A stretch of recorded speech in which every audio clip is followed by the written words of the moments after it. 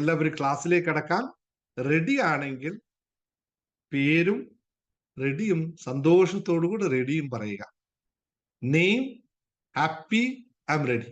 ഒട്ടും മറക്കണ്ട, എല്ലാവരും വന്നോളുക.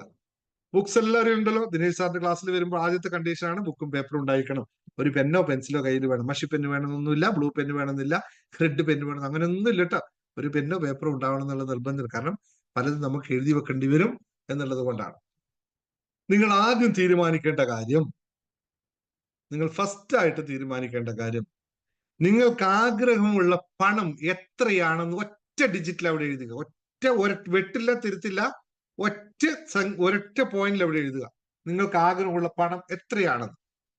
നോ മോർ വെട്ടൽ, നോ മോർ തിരിച്ചൽ, ഒന്നുമില്ല, ഒറ്റ വാക്കിൽ എഴുതാൻ പറ്റണം. ഇത് എഴുതാൻ പറ്റുന്ന സ്മാർട്ട് ബോയ്സ് ഇവിടെ എത്ര ഉണ്ടെന്ന് ഞാനൊന്ന് നോക്കട്ടെ. എല്ലാവരും എഴുതിയല്ലോ, ഒറ്റ ഡിജിറ്റിൽ എഴുതിയല്ലോ. ഓക്കെ, ഇനിയാണ് നമ്മൾ ഇന്നത്തെ സെഷനിലേക്ക് കടക്കുന്നത്.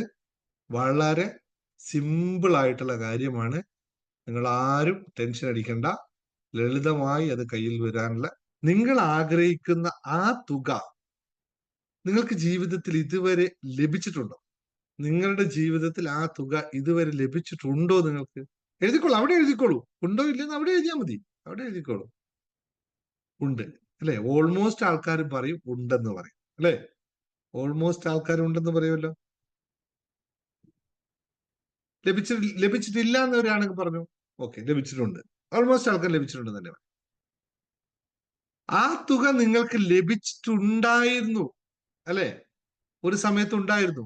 അപ്പോൾ എന്തായിരുന്നു നിങ്ങൾക്ക് തോന്നിയത്? നിങ്ങളുടെ വികാരം എന്തായിരുന്നു അത് ലഭിച്ചപ്പോൾ?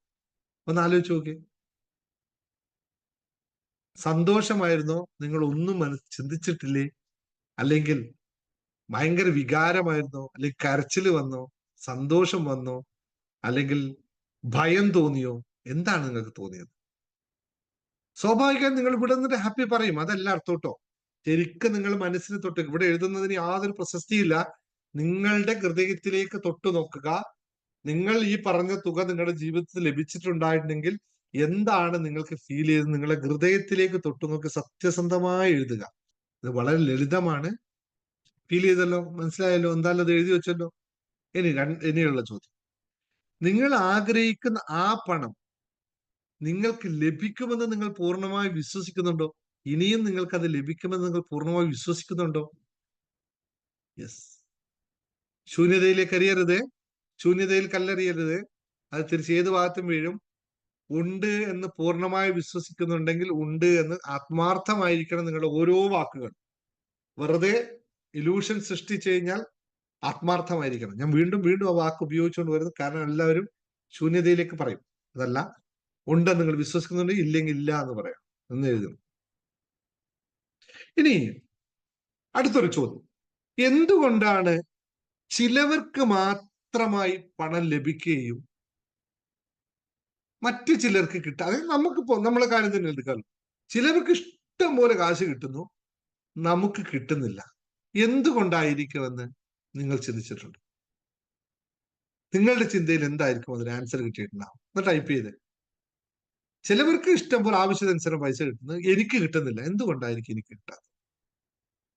ടൈപ്പ് ചെയ്ത് നോക്കി നിങ്ങൾ ആൻസർ. ഇതൊന്ന് ചിന്തിച്ചു നോക്കണം.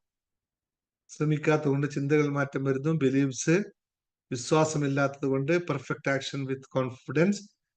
കിട്ടിയതിന് നന്ദിയില്ല, ഞാനൊന്നും കേട്ടില്ല. എന്താ? ക്യാഷിന്റെ ആകർഷണമില്ല, വിശ്വാസമില്ല, മൈൻഡ് സെറ്റ് ആണ് വിഷയം അല്ലേ?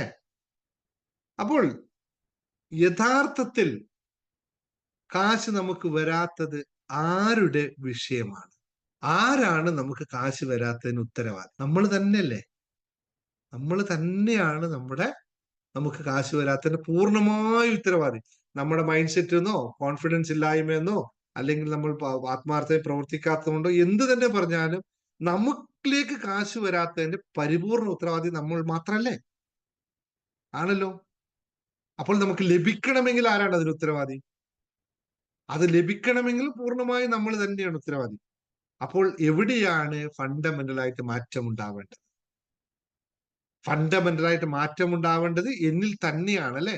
എന്നിലെ മൈൻഡ് സെറ്റിനെ, എന്നിലെ ബ്ലോക്കേജിനെ, എന്നിലുള്ള ഭയത്തെ, എന്നിലുള്ള ആത്മാർത്ഥമായ ശ്രമമില്ലായ്മയെ, എന്നിലുള്ള സത്യസന്ധതയില്ലായ്മയെ, എന്നിലുള്ള വിശ്വാസത്തെ ആണ് മാറ്റേണ്ടത്.